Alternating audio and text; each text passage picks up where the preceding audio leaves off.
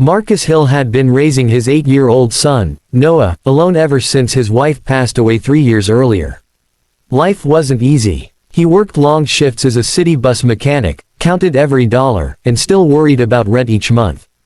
But one thing he never compromised on was making Noah feel loved. On a rainy Friday afternoon, Marcus stopped by a neighborhood bakery to pick up a small chocolate cake for Noah's birthday the next day. It wasn't fancy, just a simple cake with blue frosting that read, "Happy Birthday, Noah." Even that had taken weeks of saving. As Marcus waited in line, he noticed a young woman standing at the counter with a little boy who looked about 6 years old. The child stared excitedly at a colorful dinosaur cake displayed behind the glass. "Mom, is that really mine?" the boy asked with a hopeful smile. The woman forced a smile but looked down at her wallet. "Let me check something." The cashier quietly explained that the custom cake was ready, but the final payment was still due. The woman's face turned pale. She counted a few crumpled bills and then whispered, "I'm so sorry. I thought my paycheck would clear today. It hasn't. I don't have enough." The little boy looked confused. "So, no birthday cake?" She knelt beside him, fighting back tears. "We'll celebrate another day, sweetheart." The cashier apologized kindly and said the bakery could only hold the cake until closing.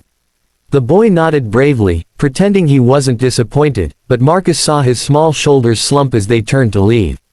Without thinking twice, Marcus stepped forward. "I'll cover it." The woman turned immediately. "Oh no, I couldn't let you do that." Marcus smiled gently. "You can. Birthdays don't wait." She shook her head. "I don't even know you. You don't have to." He paid for the dinosaur cake along with Noah's cake using nearly every dollar left in his account. The little boy's eyes lit up brighter than the bakery lights. "Mom, we get to have my birthday." The woman wiped away tears. "I don't know how to thank you." "Just enjoy today," Marcus replied. The next morning, Noah noticed his father's unusually quiet mood. "Dad, are we okay?" Marcus smiled. "We're more than okay." Noah had seen everything at the bakery. "You bought that little boy's cake." Marcus nodded. "Sometimes people need kindness more than we need comfort." Noah hugged his father tightly. "I think Mom would have done the same." Those words meant more to Marcus than anything else. A week later, Marcus received an unexpected phone call. "Is this Marcus Hill?" "Yes. This is Emily Carter, from the bakery." He remembered her immediately. "I wanted to find you." Marcus laughed. "You found me." Emily explained that she had asked the bakery owner for the receipt information because she wanted to repay him. Marcus politely refused. "It was a gift. But you spent money you probably needed." "I did." There was a long silence. Then Emily asked, "Would you at least let me buy you and Noah dinner?"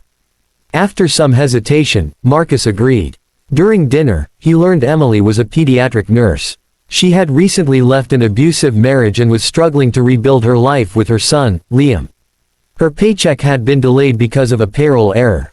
"I felt like I had failed him," she admitted. Marcus understood that feeling all too well. Over the following months, the two families spent more time together. Noah and Liam became inseparable friends, riding bikes, playing baseball, and building blanket forts in Marcus's living room. Emily often baked cookies for them, while Marcus fixed things around her apartment whenever something broke. Slowly, friendship became trust. Trust became love. 1 year later, they celebrated another birthday, this time for Liam. The backyard was filled with balloons, laughter, and neighbors. There were 2 cakes on the table. One read, "Happy Birthday, Liam." The other simply said, "Thank you." Confused, Marcus looked at Emily. She smiled through happy tears. "That second cake is for you." He blinked. "For me?" She nodded. "If you hadn't stepped forward that day, my son would have remembered his birthday as the day his mother couldn't afford a cake. Instead, he remembers the day a stranger showed him that kindness still exists." Liam walked over carrying a folded piece of paper. "I made this." It was a drawing of Marcus wearing a superhero cape, holding 2 birthday cakes, with 4 smiling people standing beside him. Across the top, in large, uneven letters, the boy had written, "Heroes don't always wear capes. Sometimes they just buy birthday cakes." Marcus couldn't hold back his tears. He realized that the greatest gift he had ever given wasn't a cake worth a few dollars, it was hope when someone needed it most. And somehow, that single act of kindness had given his own family something they thought they had lost forever, a reason to smile again, together.